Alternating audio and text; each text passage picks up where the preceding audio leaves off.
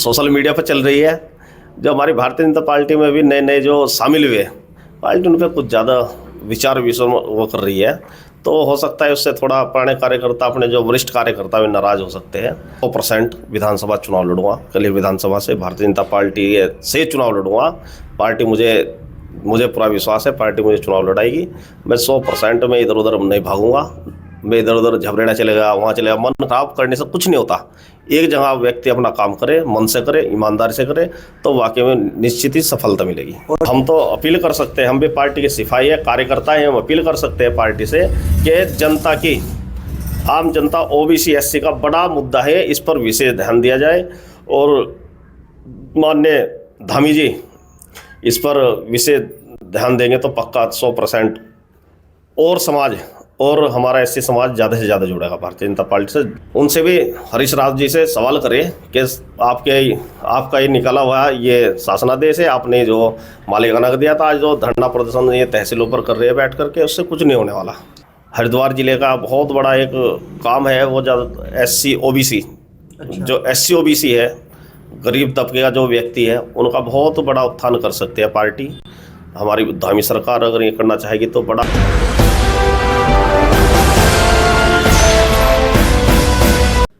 नमस्ते, अपडेट रुड़की में आपका स्वागत है। मैं राम कुमार चौहान। आज हमारे साथ में जो मेहमान हैं उनका मैं परिचय करा देता हूँ।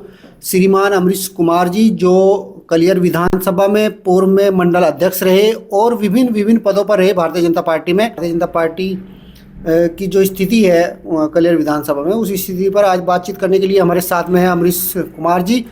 अमरीश जी, आपका हमारे चैनल पर बहुत बहुत स्वागत है।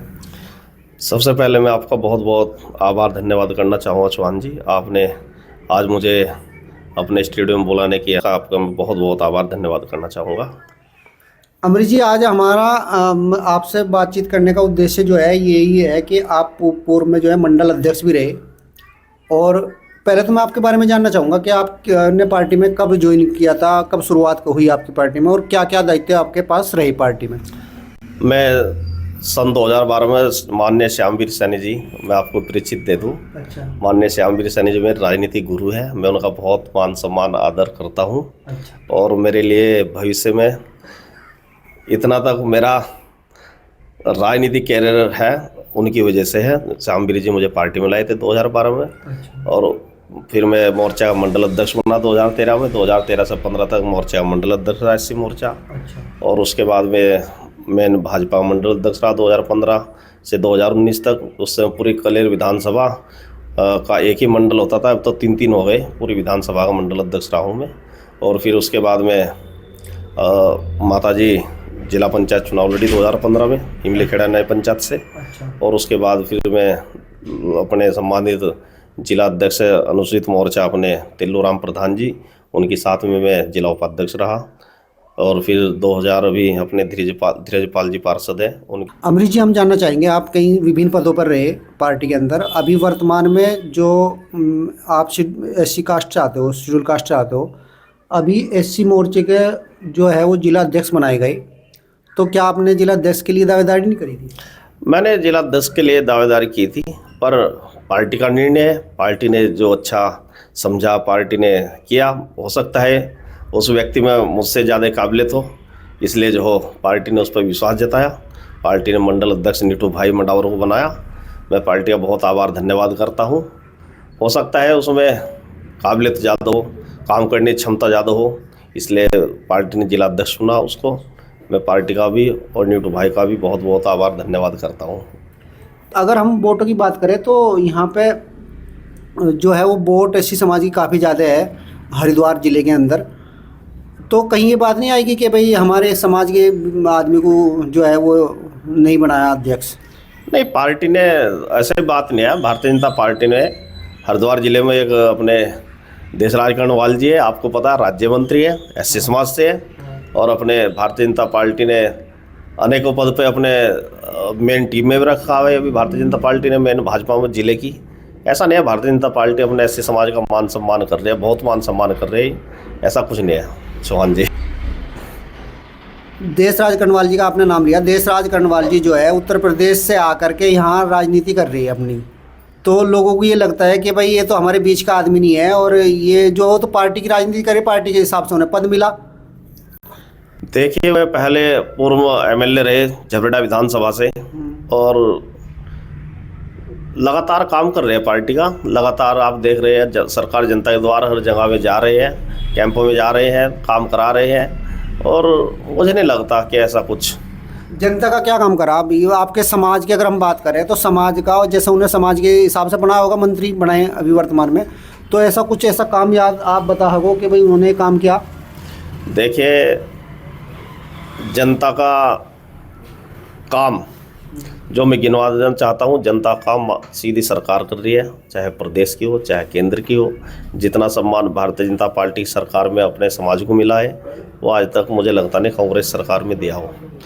आप देख लीजिए, जब से माननीय मोदी जी की सरकार देश में आई है, धाम जी की सरकार प्रदेश में आई है, लगातार आप देख रहे हो कितना विकास। सर्व समाज का एक ही नारा है भारतीय जनता पार्टी और मोदी जी का, सबका साथ सबका विकास, सबको साथ लेके चल रही पार्टी।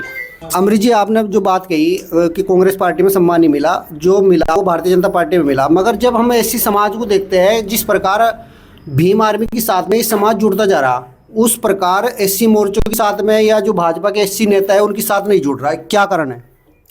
देखिए, ऐसा कुछ नहीं है। भीम आर्मी एक अपने स्तर से काम करती है और भारतीय जनता पार्टी अपने स्तर से काम कर रही है। जो विकास कार्य हो रहे हैं भारतीय जनता पार्टी के स्तर से हो रहे हैं, वो समझने ना समझने उनके समझने की वो है। आप देख सकते हो कि जो भी आज विकास कार्य जो भी हो रहे हैं तो भारतीय जनता पार्टी करा रही है। भीम आर्मी एक संगठन है, बड़ा संगठन है, उसके साथ युवा वर्ग जुड़ रहे हैं, बहुत अच्छी बात है।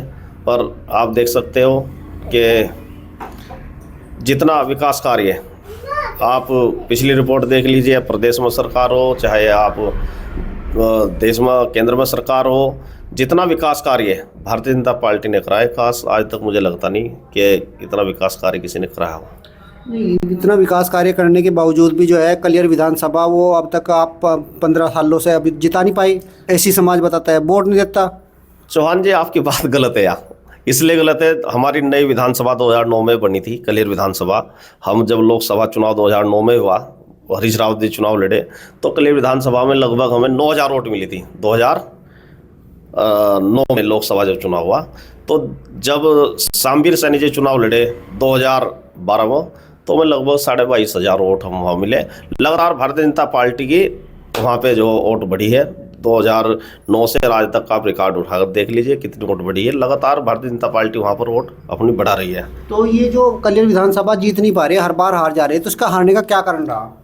हारने का कारण एक तो कैंडिडेट का चयन। अच्छा, भारतीय जनता पार्टी 2012 से 17 तक श्यामवीर सैनी जी ने तैयारी की, उनका टिकट टाइम टू टाइम कटा, तो थोड़ा कार्यकर्ताओं नहीं जनता में रोष था, तो इसलिए जो थोड़ा वो हार का मुंह देखना पड़ा। फिर 2017 से 2022 तक जय भगवान जी अपने तैयारी की, उनकी भी अच्छी तैयारी थी। फिर अपने मुनीष सैनी जी चुनाव लड़े। फिर मेरा मानना ये हो कि भारतीय जनता पार्टी को वहाँ प्रयोगशाला नहीं बनानी चाहिए। भारतीय जनता पार्टी एक व्यक्ति विश्वास जताए, निश्चित ही अगर जैसे अपने मुनीष जी हो रहे हैं प्रत्याशी, अगर चयन उनका ही हो जाए, लगातार काम कर रहे हैं, जनता के बीच जा रही है, तो हो सकता है जो वोट हमारे बढ़े और जीत के करीबी हम पहुंच सकते हैं। अगर अब की बार भी चेंज कर दिया टिकट, फिर वो पार्टी का है। देखो, पार्टी किसको देती है, हमारा काम तो कार्यकर्ता हम वोट देनी है।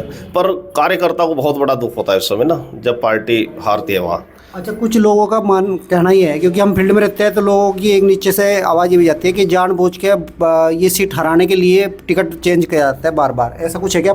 नहीं, ऐसा कुछ नहीं है। देखो, अब हो सकता है मैं भी नेता हूँ और भी नेता है, तो सब अपना अपना टिकट मांगते हैं। पार्टी जिसको उचित समझती है उसको टिकट दे देती है।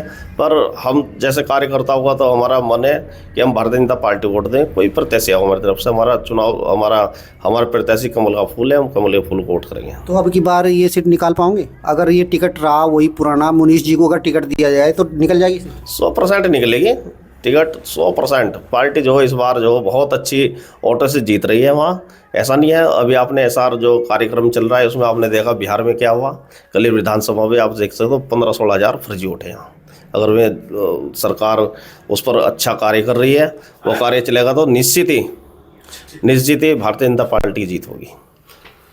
अच्छा, बस चलते चलते हम ज़्यादा समय नहीं आपका लेंगे। आप अभी वर्तमान में जो है संगठन में आप कुछ दायित्व लेना चाहोगे या आप भविष्य में चुनाव लड़ने की उसमें हो रेस में? देखो, जो राजनीति कर रहा है वो तो हमेशा चाहता है मुझे कुछ मिले। तो भविष्य में पार्टी जो कहेगी, जहाँ मुझे रखेगी, जहाँ उचित समझेगी, मैं वहाँ काम करूँगा। पार्टी चुनाव लड़ाना चाहिए तो चुनाव भी लड़ूंगा, पार्टी जो संगठन में काम करेगी तो संगठन में करूँगा, पार्टी इच्छा नहीं हुई तो मैं फिर भी कार्यकर्ता बनकर काम करूँगा पार्टी का। अच्छा, सुनने में ये भी आ रहा है जो कलियर विधानसभा है या झबरेड़ा विधानसभा है, दो विधानसभा अब की बार बदली जा सकती है और जो यहाँ पे मतलब एक रिजर्व सीट हो सकती है, या तो कलियर विधानसभा हो या फिर झबरेड़ा विधानसभा। तो अगर कलियर विधानसभा रिजर्व में आएगी तो आप दावेदार करोगे फिर? देखो, मेरी घर विधानसभा प्रयान कर ले रहे हैं। भविष्य में जब भी कभी रिजर्व होगी तो मैं 100% विधानसभा चुनाव लड़ूंगा। कलियर विधानसभा से भारतीय जनता पार्टी से चुनाव लड़ूंगा।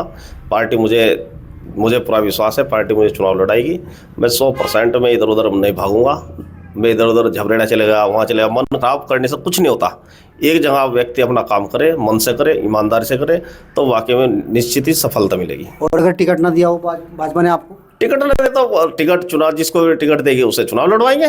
पार्टी बहुत बड़ी पार्टी है, कुछ न कुछ पार्टी व्यवस्था करेगी, संगठन में करो, कहीं करो, कर देगी। ऐसा नहीं है, पार्टी का जो दिशा निर्देश होगा उस पर काम होगा। आप भाजपा की जो रीति नीति है कार्यकर्ता की साथ में उसकी, तो उससे संतुष्ट है जो वो मतलब कि करती है? जैसे कि कहा भाजपा में आराम थोड़ा पैसेंस रखो, धैर्य रखो, कुछ ना कुछ कहीं ना कहीं सेटलमेंट हो जाता है।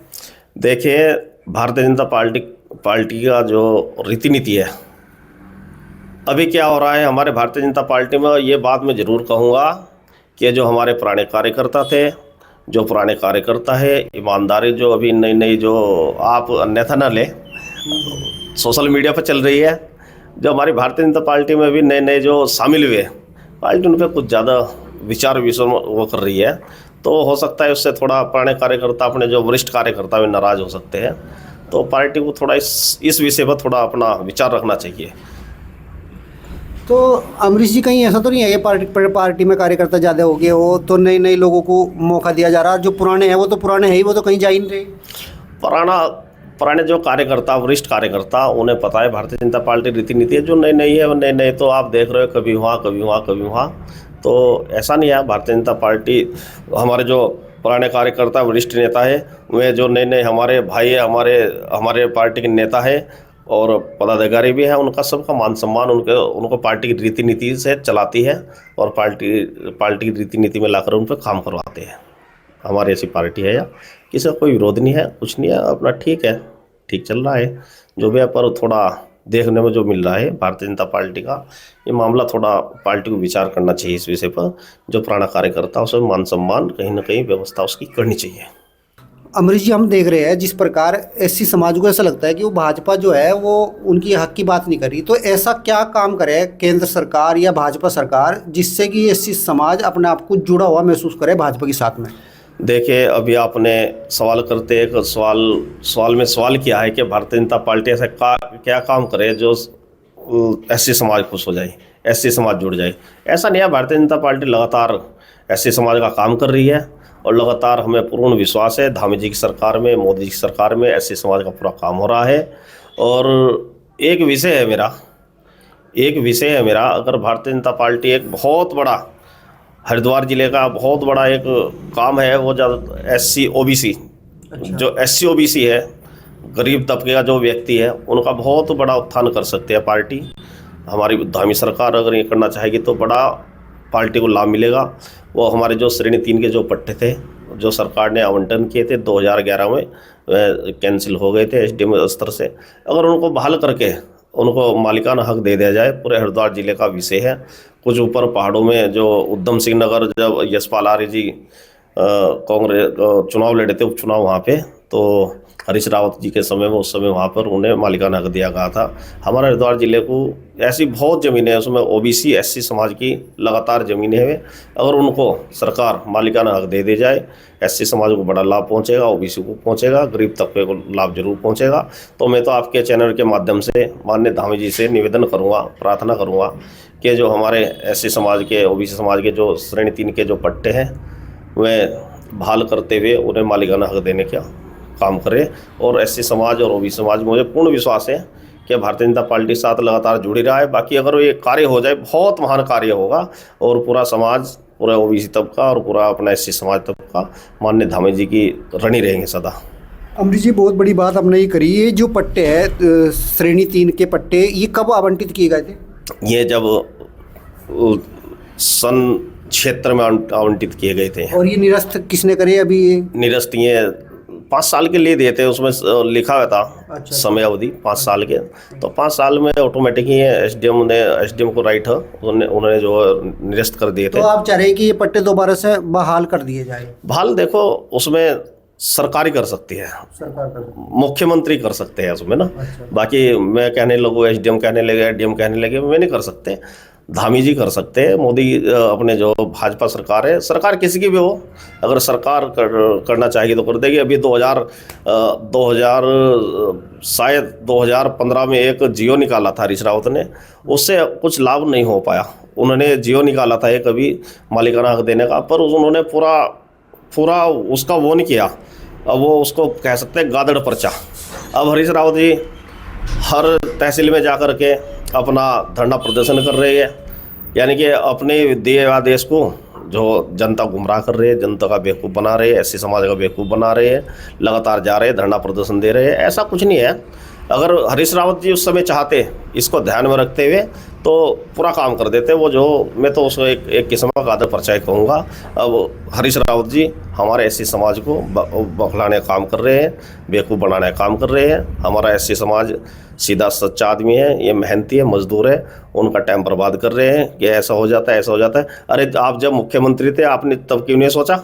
आपका तो क्या है, वो सब शासन से आपने शासनादेश निकाला, आपने उनको घोषणा की, तो आप ये सब बात जो आज भी बात पीड़ा उठा रही है, क्या उनके उस समय ध्यान में रखते तो शायद आज उनको धरना प्रदर्शन करने की जरूरत नहीं होती। मैं तो अपने समाज से अपील करना चाहूँगा कि ऐसे उनसे भी हरीश रावत जी से सवाल करें कि आपका ये निकाला हुआ ये शासनादेश है, आपने जो मालिकाना हक दिया था, आज जो धरना प्रदर्शन ये तहसीलों पर कर रहे हैं बैठ करके, उससे कुछ नहीं होने वाला।